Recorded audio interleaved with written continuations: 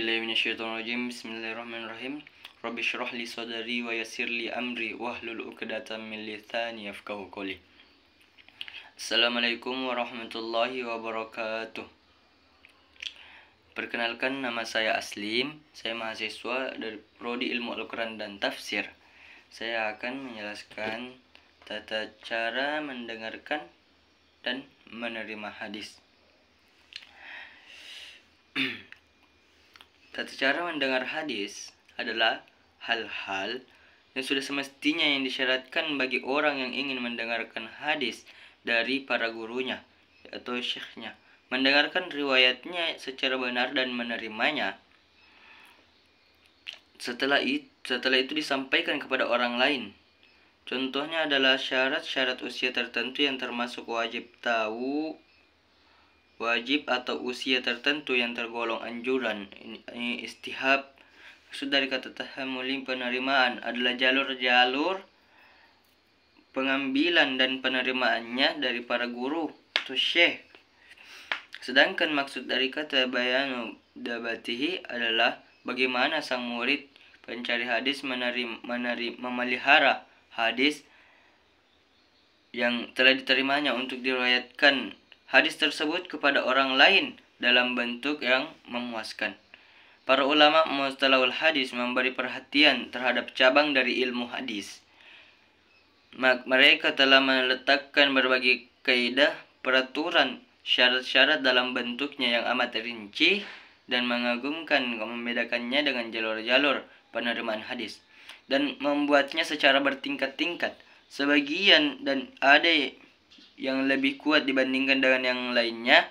Hal itu memperkuat perhatian mereka terhadap hadis-hadis Rasulullah SAW, memberi jaminan yang baik dalam hal pemindahan hadis dari satu orang kepada orang lain, agar seorang muslim merasa tenang dengan metode yang menghantarkan hadis Rasulullah SAW kepadanya dan yakin bahwa metode ini merupakan puncak dari keselamatan dan ketelitian. Yang kedua, apakah orang yang menerima hadis disyaratkan muslim dan balik? Ini merupakan pendapat yang sahih. Akan tetapi untuk menyampaikannya disyaratkan muslim dan balik. Mengenai syarat-syarat rawi, dan demikian riwayat hadis seorang muslim dan balik yang diperoleh ketika belum masuk Islam atau sebelum balik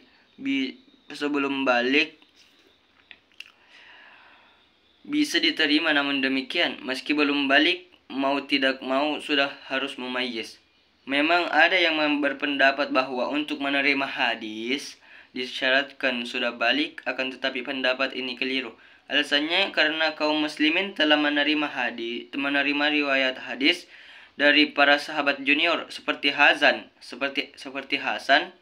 Ibnu Abbas dan yang lainnya, tanpa membeda-bedakan antara hadis yang diterimanya sebelum ataupun setelah mereka balik. Yang ketiga, kapan dianjurkan mulai mendengar hadis? Ada yang berpendapat sejak usia 30 tahun dianjurkan untuk mendengar hadis. Pendapat ini dianut oleh penduduk Syam. Ada juga yang berpendapat sejak usia 20 tahun. Ini dianut oleh penduduk Kufah. Ada juga yang berpendapat, ada pula yang berpendapat sejak usia 10 tahun. Ini adalah pendapat penduduk Basrah. Pendapat yang benar pada masa terakhir adalah sejak usia belia, kala bisa mendengar hadis dengan benar karena hadis-hadis terdapat di dalam berbagai kitab. Apakah pada ketentuan umur tertentu pada anak-anak untuk mendengar hadis?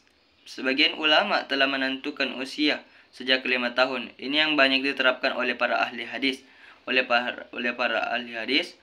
Namun, sebagian mereka juga berpendapat yang benar adalah usia mumayyiz. Jika seorang anak mengerti suatu seruan dan bisa menjawabnya, berarti ia sudah mumayyiz dan dibenarkan untuk mendengarkan hadis. Jika hal itu tidak dijumpai pada seorang anak, maka tidak diperkenankan mendengarkan hadis.